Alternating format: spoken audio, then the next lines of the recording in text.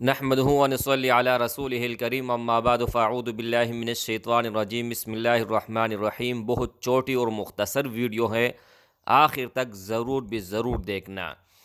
ہر روز ایک تسبیح صبح، ایک تسبیح رات کو، مغرب کے بعد استغفار پڑھے۔ اگر 2 تسبیح پڑھ سکتے ہیں اور بھی زیادہ مفید ہیں۔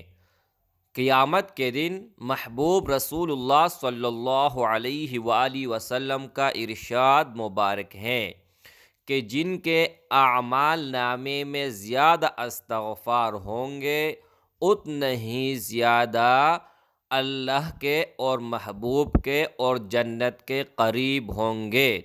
اور یہ صرف آخرت کے لیے نہیں ہے، دنیا میں بھی آپ کا دل نرم ہوگا، سیاہ نہیں ہوگا، پاک ہوگا، سفید ہوگا، اور دنیا کا ہر مشکل آپ سے ڈر کے بھاگے گی، ہر راحت آپ کے قدموں میں آ گرے گی، اور جو بھی اللہ سے دعا مانگو گے تو اللہ کبھی بھی رد نہیں کرے گا۔ پابندی نماز کا ہونا لازمی ہے، 5 وقت نماز ضرور اس کے ساتھ ادا کرے۔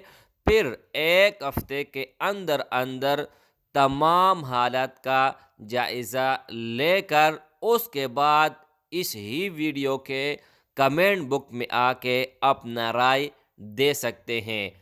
چھوٹی سی مختصر ویڈیو تھی، آپ سب کے لیے بہت فائدہ مند ثابت ہوگی۔ السلام علیکم ورحمۃ اللہ وبرکاتہ۔